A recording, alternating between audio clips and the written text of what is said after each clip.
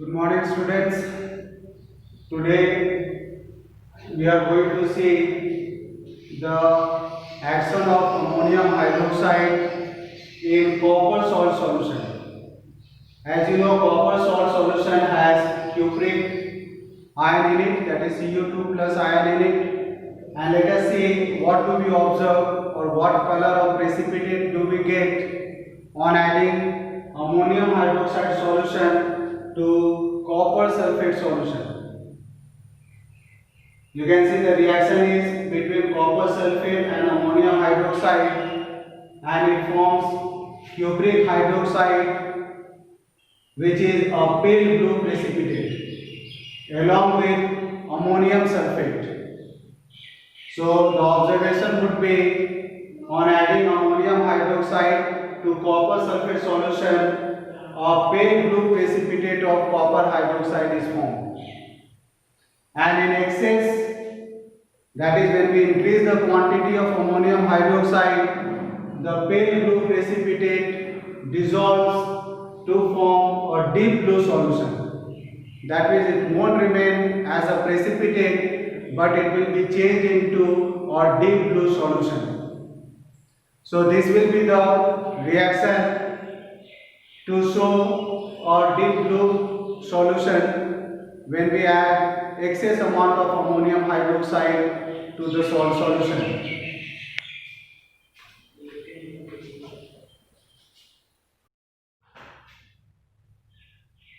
So you can see this reaction now, which takes place on adding excess amount of ammonium hydroxide. We can write copper hydroxide with excess amount of ammonium hydroxide. We get tetraamine copper sulfate. You can see this is tetraamine copper sulfate CuNH3 whole 4 SO4 and plus 4H2O.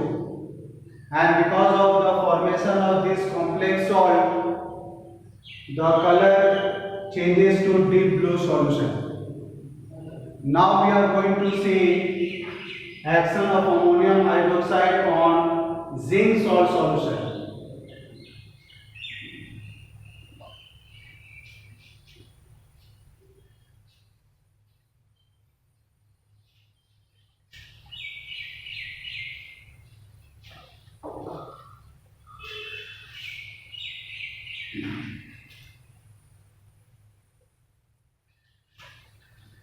Zinc salt, which will have Zn2 plus ion. So we can take ZnSO4 on adding small drops of ammonium hydroxide to give gelatinous white precipitate of zinc hydroxide. So here a precipitate which will be gelatinous white will be forming along with ammonium sulfate. This is gelatinous white precipitate.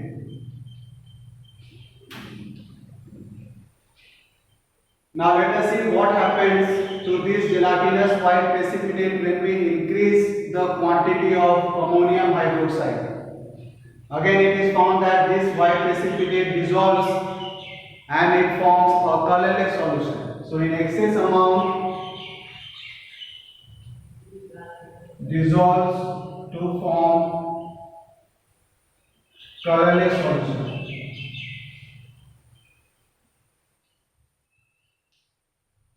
And let us see the reaction responsible for the formation of colorless solution. So here we can write ZnOH whole 2 plus 4NH4OH, that is in excess quantity. Again we are going to get a complex salt which will be tetraamine zinc sulfate. So the name of this salt is tetraamine zinc sulfate, which is responsible for the colorless solution, and plus water.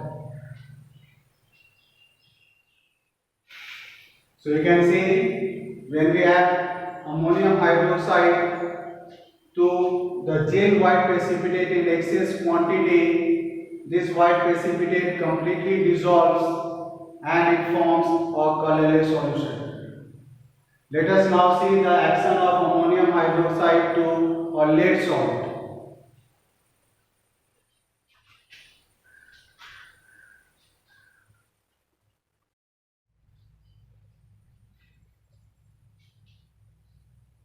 So the last is lead salt, which contains Pb2 plus ion.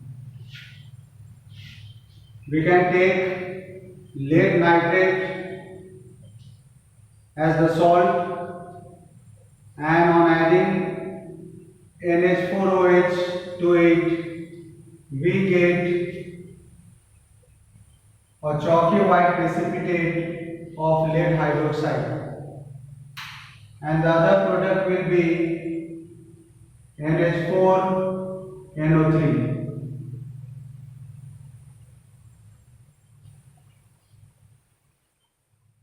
So this is chalky white precipitate.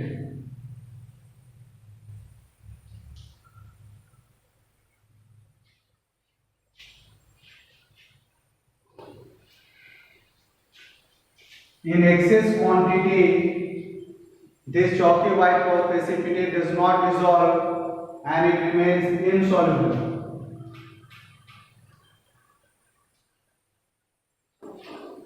And don't forget one thing, that this precipitate is also an indication about the types of cation present in a given soil.